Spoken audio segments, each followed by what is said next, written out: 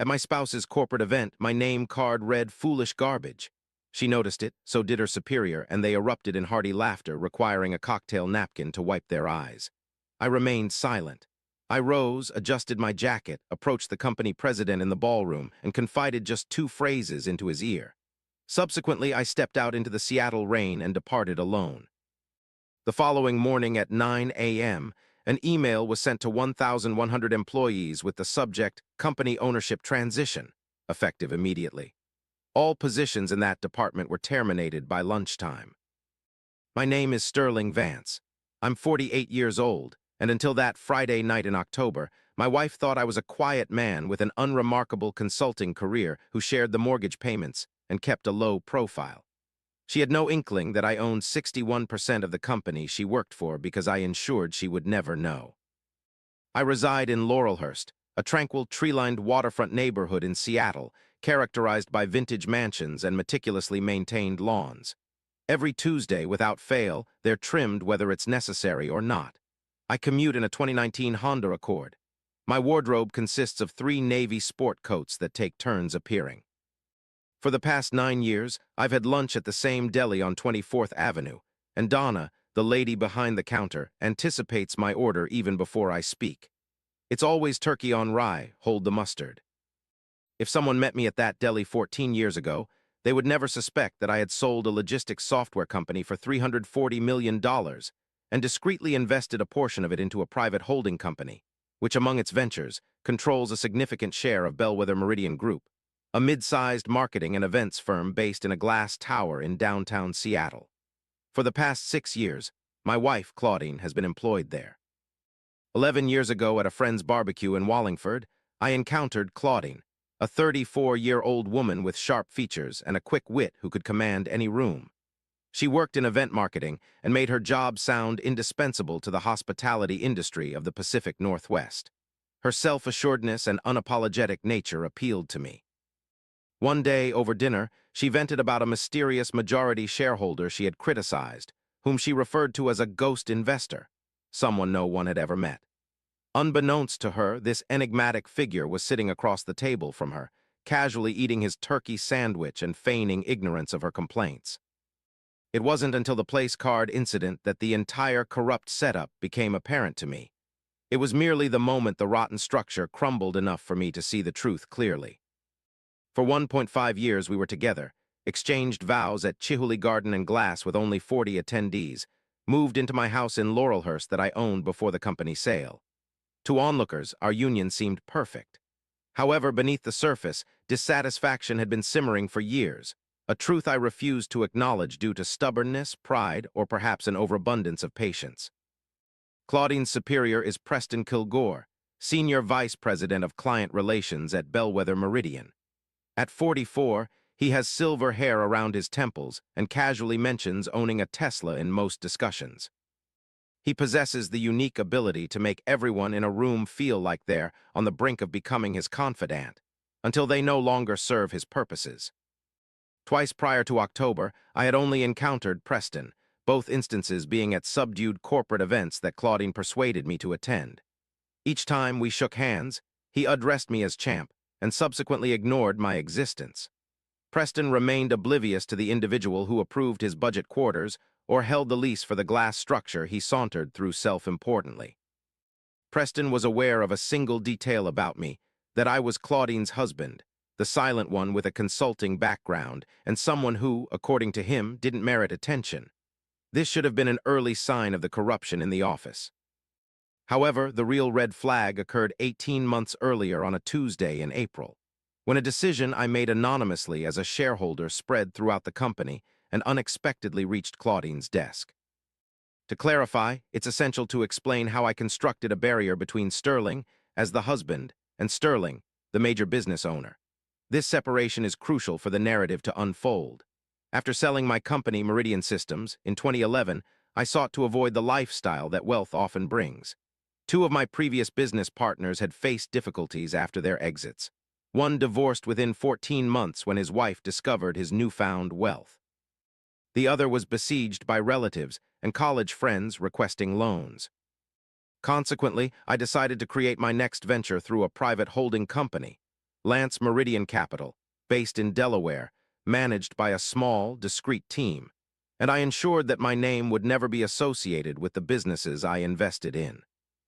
For a decade, I acquired shares in 6 companies, including a regional bank, 2 logistics firms, a specialty pharmacy chain, a boutique hotel group, and in 2017, a controlling 61% stake in Bellwether Meridian Group, which was then a struggling event shop with only 12 employees.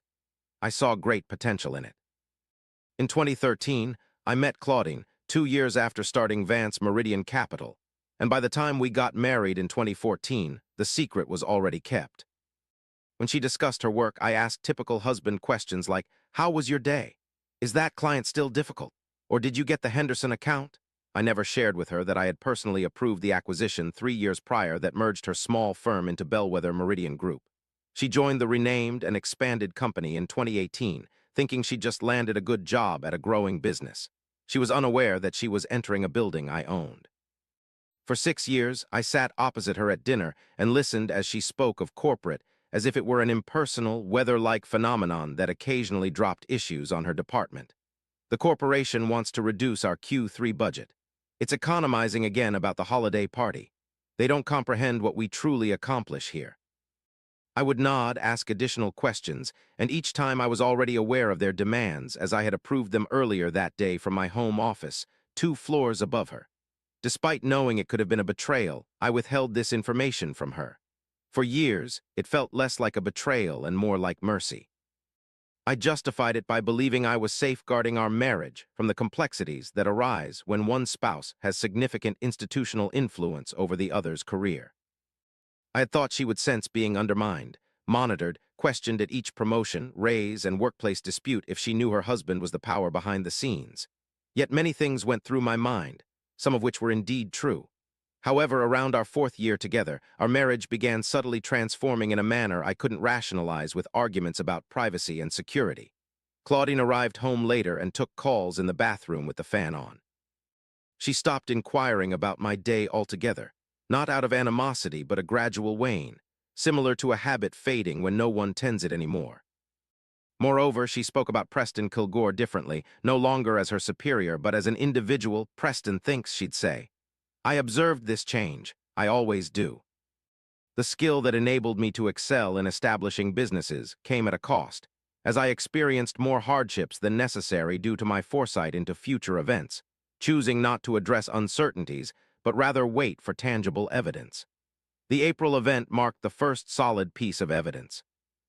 18 months before the gala, the board of Bellwether Meridian, essentially my board, consisting mainly of individuals I trust and one rotating external member for optics, was evaluating departmental performance prior to the fiscal year. Claudine's team, the client engagement group, presented a proposal for an extended events budget totaling almost $400,000, aimed at hosting a series of prominent launch events for a new hospitality client. As with every proposal that lands on my desk, I scrutinized this one meticulously and suspiciously, comparing the figures to 3 years' worth of comparable data. It was an excessive budget. Approximately $90,000 was assigned to a brand experience consultant, who was later discovered to be a company owned by Preston Kilgore's college roommate, an undisclosed association with procurement. I handled it, not deceitfully. I returned it via the CFO with a note requesting resolution of the conflict of interest and resubmission of the budget at a more acceptable figure. Routine compliance. The sort of action a majority shareholder performs 11 times a year, without any downstream parties ever learning his identity.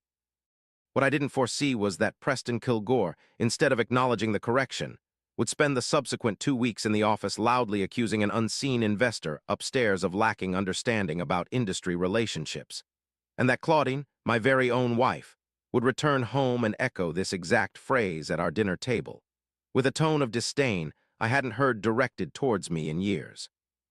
Preston laments that their entire launch strategy was scrapped by the corporation due to a minor technicality, a decision made by an unidentified individual who lacks practical event management experience. He describes his wife's nonchalant reaction as she rolled her eyes at the situation, unaware it involved him. This moment, he confesses, has haunted him, not because of anger, for rage is loud and fleeting. Instead, he felt a deep, enduring realization seize him. His wife had unwittingly chosen a side without realizing there were opposing ones, and the side she chose was actively undermining the project he'd dedicated a decade to building. That night, he remained silent, requesting the asparagus instead. However, from that moment on, he began observing more carefully, noticing over the ensuing months how the situation evolved into a distinct pattern. Claudine's nights regularly extended towards Thursdays, the day with an apparently secret strategy session marked on Preston's calendar, which I, as majority owner, technically had access to through our joint administrative systems, a fact I hadn't utilized before April. I noticed her purchasing a new, warmer, musky perfume instead of her usual light citrus. My marriage with Claudine seemed to be deteriorating to its bare essentials: shared calendar arrangements, shopping lists, and the obligatory family dinner on Sundays with her parents in Kirkland. I didn't employ anyone to track her movements. I didn't need to.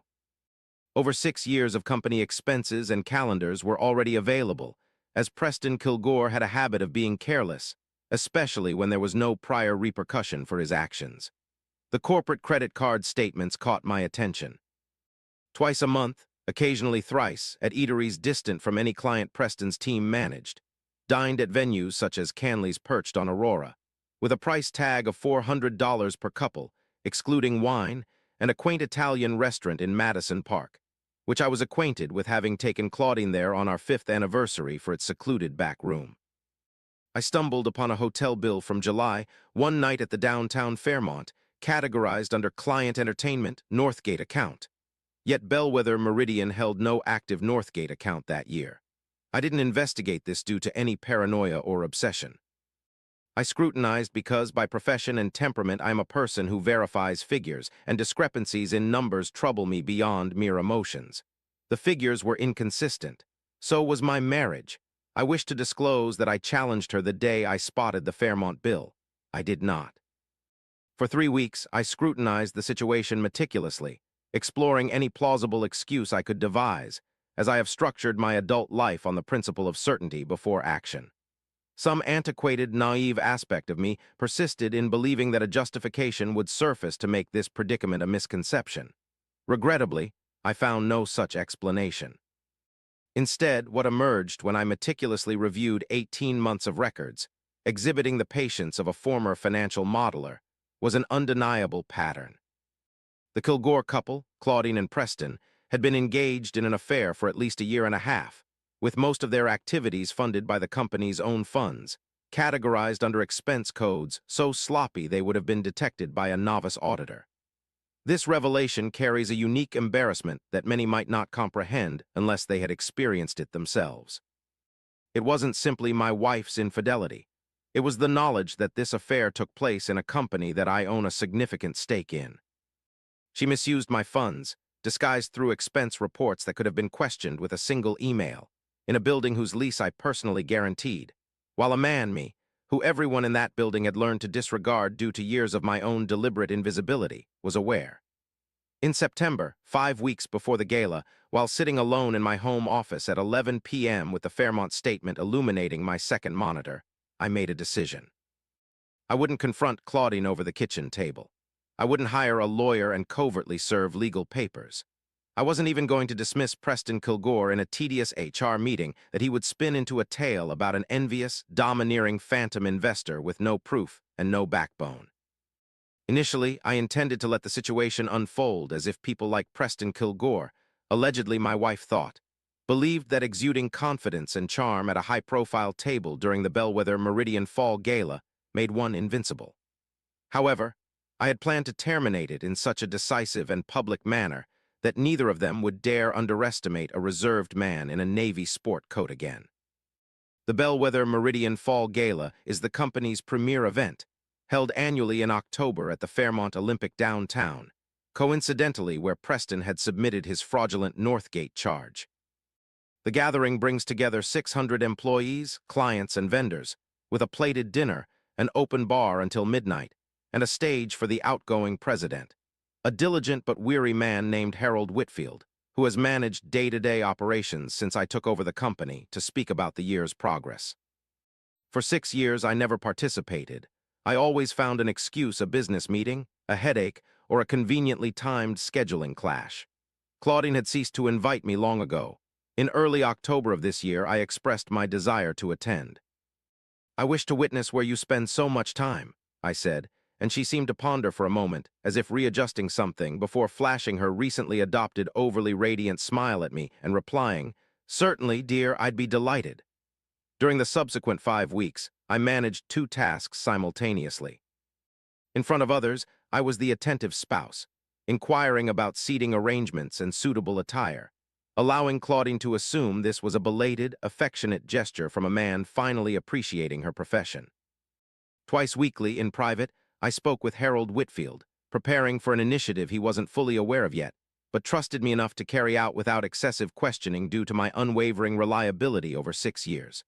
Simultaneously, discreetly, I started the procedure for selling Bellwether Meridian Group. It is crucial to clarify this aspect, as it is often found hard to accept. The sale was not contrived as a form of punishment for my wife.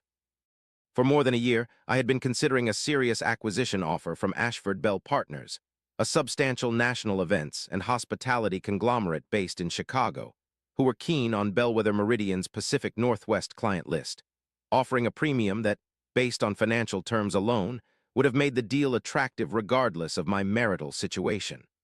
The affair merely provided a rationale to accelerate the timeline.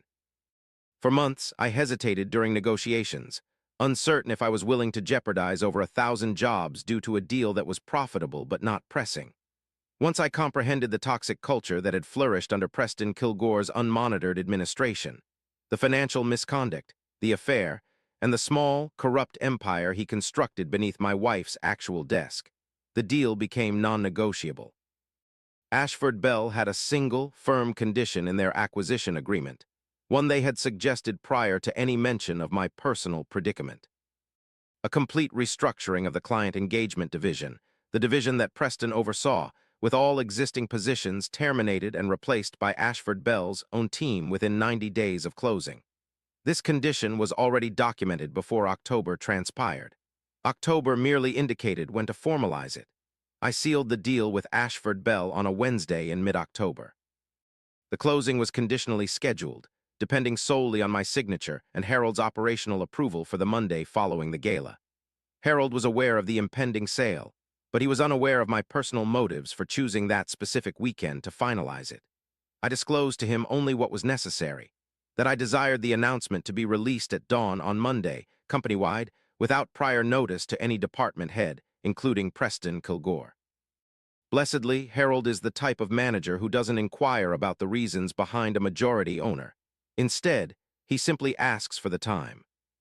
The night of the gala was crisp and clear, one of those scarce dry October evenings that Seattle offers before the rain persists for half a year. Claudine donned an emerald gown tailored for this event, and as we navigated downtown in the car with her adjusting lipstick in the visor mirror, I recalled a sense of genuine joy radiating from her that had scarcely been aimed at me for a prolonged period.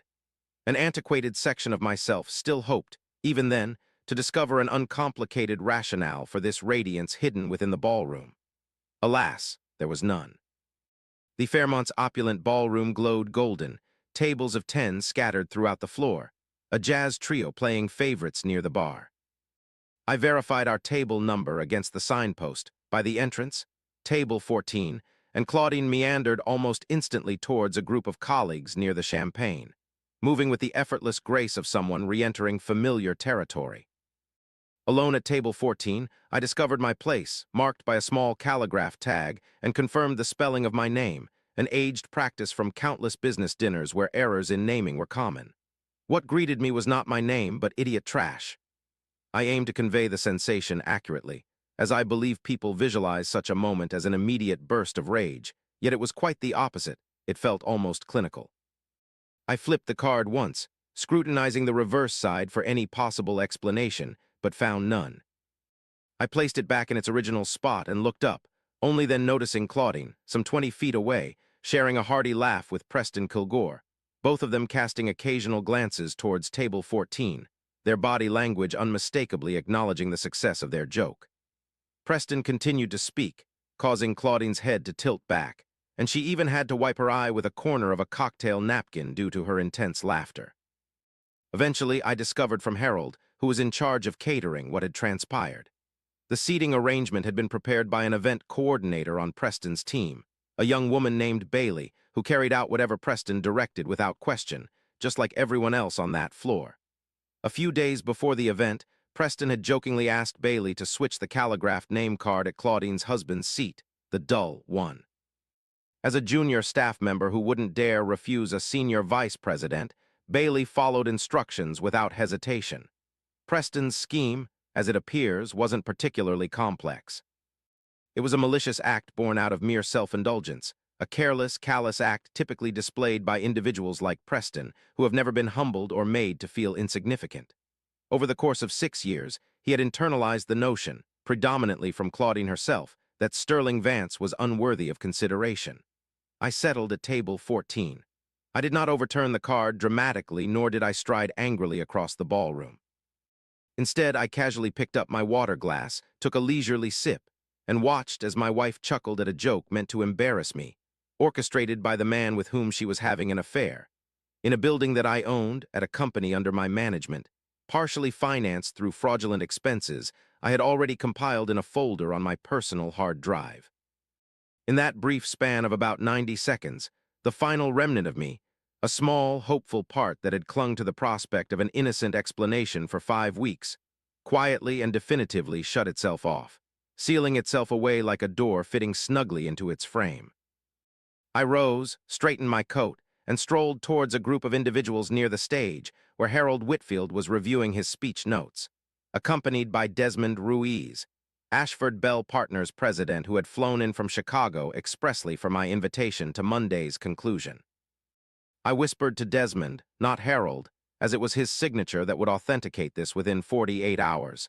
The client engagement division is plagued with a significant conflict of interest and fraud issue under its present management. I've shared these exact words with only a few people, but you deserve to hear them now, given your patience throughout this narrative. Desmond, who had scrutinized the acquisition terms and was unsure about the specific department I referred to during our previous discussions on cultural matters, gave a brief nod of acknowledgement. "I understand," he said. "It is your decision." I opted not to return to table 14. Instead, I retrieved Claudine's coat from the check room and informed the attendant about an urgent matter at home, leaving the Fairmont without speaking to my wife. I drove home in the rain, by myself, and remained in my study until nearly 2 in the morning, finalizing the details with Harold and my legal team regarding my decision to address the issue immediately upon closing the deal. Claudine returned around 1 and summoned an Uber once she realized I had departed. She discovered me yet awake in the study. "What transpired with you?" she questioned, and there was a hint of genuine annoyance in her tone, not worry, annoyance, the tone of a woman whose evening had been slightly disrupted. "You vanished." Sterling found it peculiar. "I noticed my name card," I replied, maintaining a neutral tone. "Foolish rubbish." Interestingly enough, she chuckled, a brief, startled burst of laughter before she regained her composure.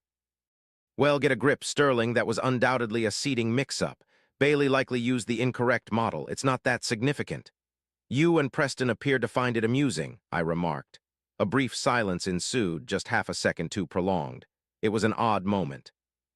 People were laughing at the absurdity of the situation, not at you personally. She folded her arms. "You're overreacting." I studied her for a lengthy moment. In my study stood a woman I had invested a decade of life around, clad in an emerald dress and slightly smeared makeup from an event where I wasn't present for the latter half. She accused me of being oversensitive over a card that publicly labeled me as idiot trash in calligraphy to 600 attendees. "I'm going to bed," I replied, and indeed I did. That night I slept more soundly than I had in months. For the first time in over a year and a half, I was relieved of the burden of uncertainty. Now I knew everything, though I hadn't informed her yet. The announcement was sent out on Monday at exactly 9:04 a.m. I remember the exact hour because Harold texted me a screenshot instantly upon sending, a routine we had developed over the years when anything substantial occurred at his desk. The Bellwether Meridian Group ownership transition announcement consisted of 6 paragraphs, corporate and devoid of emotion. It was an accurate account. My company had been taken over by Ashford Bell Partners, effective immediately. Over a period of 3 months, various departments will undergo restructuring, starting with client engagement from this upcoming Friday. Employees in pertinent positions are being provided transition packages and are required to meet HR this afternoon for further details. At 9:06, while I was at home, Claudine's phone began vibrating. From across the kitchen island, I observed her face as she read it, noticing the color draining from it like in old paintings when someone is about to faint. "Oh my God," she exclaimed. "Oh my God, they've sold the company. Sterling, they sold the entire company. No one knew. This has come out of nowhere. This is crazy. I have to call Preston." She made 7 attempts to reach Preston over the next hour, but he didn't answer a single time. It was later discovered, via sources no longer concealing information from me, that Preston Kilgore spent the morning in a confidential meeting with an Ashford Bell integration lawyer and 2 HR representatives. This meeting resulted in his termination, along with 11 others on his team, effective immediately. The reason for this termination was the misuse of corporate funds uncovered during due diligence, which I had previously flagged in the data room 3 weeks prior. As a result, his severance package would be significantly reduced from his contractually guaranteed amount.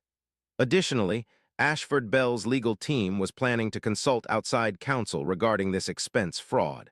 Claudine, however, did not lose her job that Friday. Working as a coordinator under Preston and untouched by the fraud allegations, she survived the initial round of restructuring, albeit under a new manager imported from Chicago who showed little tolerance for the department's customary long lunches and weekly strategy sessions. I feel compelled to clarify that I never sought her dismissal personally. The system I established was intricate enough that I didn't have to interfere with her career directly. All I had to do was eliminate the man who was integral to her personal life and the environment that allowed such long-standing misconduct. On that Monday evening, she returned from work looking noticeably drained, a state I hadn't seen even during her father's surgery 3 years prior. She took a seat opposite me at the kitchen table, identical to where we shared a bite of salmon 18 months ago, while I listened to her scorn towards a phantom investor. Unbeknownst to her, she faced me now and she stated, "I can't grasp what occurred. No one predicted this." I remarked that Preston was clueless about the true proprietors of the company. He indeed knew nothing, as I had earlier pointed out. There must have been something in my tone that held more impact than the statement itself, because she paused, scrutinizing me intently. It's the gaze one gives when a hitherto unseen form materializes in the dark. "What do you imply?" she asked hesitantly. "What exactly do you mean, Sterling?" I disclosed everything then, not spitefully nor for dramatic effect, but matter-of-factly as I deliver an unwelcome quarterly report. I shared details about Vance Meridian Capital with her, mentioning my 61% ownership in her company for 3 years prior to her employment, along with the terminated April budget that she ridiculed at this table. I discussed the unmatched Fairmont charges, the meals without cans, and the last 18 months of expense reports which didn't balance. I recalled the 2 phrases I addressed to Desmond Ruiz at a gala she embarrassed me at, and finally, I explained that the acquisition process had been ongoing for more than a year based on its own financial merits, and her affair only served to halt my indecision regarding timing. She didn't yell. I believe a portion of her, upon hearing everything in sequence, realized that screaming wouldn't alter anything that had already transpired. Instead, she remained motionless, and after an extended period, she simply stated, "You let me embarrass you at the gala. For 6 years, you underestimated me, yet I allowed it. That's what I told you when you questioned why I stopped. We haven't divorced yet, but the proceedings are in motion, and I no longer anticipate that event to be a source of despair." Claudine departed for a Ballard rental in November, still clinging to the remnants of her job under Ashford Bell management, humbled in a way that, were I to empathize, would border on pity, a sentiment I rarely feel and make little effort to cultivate. As for Preston Kilgore, last I heard from Harold, he's battling the fraud allegations with a lawyer he can no longer afford comfortably, and has yet to secure employment in this city, as it seems the events industry in Seattle is more compact and talkative than he anticipated. I continue to dine at the same deli on 24th Avenue, where Donna still remembers my order. I continue to drive my Honda Accord since it functions well, and I've never perceived the necessity for a vehicle that broadcasts falsehoods about one's persona. I disposed of my residual share in Bellwether Meridian to Ashford Bell as part of the same transaction, ensuring cleanliness and completeness, because once you excise a decaying element, there's no need to linger near the wound, admiring it. The other 5 companies remain in my possession. I am establishing the 6th. Those who fail to comprehend individuals like me often mistakenly believe that prolonged silence denotes weakness, slowness, or failure to perceive disrespect accumulating. On the contrary, silence is a conscious choice. Silence offers the clarity to view the entire chessboard, rather than being fixated on a single, distracting piece. For 6 years, my wife dismissed a seemingly insignificant ghost investor as irrelevant and dull, only to find out that same investor had the power to bring down her boyfriend's career and an entire department with a single email one morning. In front of 600 people, she called me worthless trash, to which I responded in 2 sentences, leaving those present on Monday morning none the wiser. Some men feel they must shout to be heard. However, over a prolonged career and marriage, I've learned that those truly in charge seldom need to make a sound. What bothers me most about this situation isn't the money or the surprise ending, it's Sterling's patience. We often associate silence with weakness, assuming others are taking advantage. Yet sometimes, staying silent is merely observing, tallying and waiting for the opportune time to act. If you've experienced being undervalued by those who believed you were insignificant, keep this in mind. You don't need to give anyone a heads up. Feel free to share your own experiences of such silent encounters in the comments. And for first-time visitors, consider subscribing. There are many more instances like these on the way.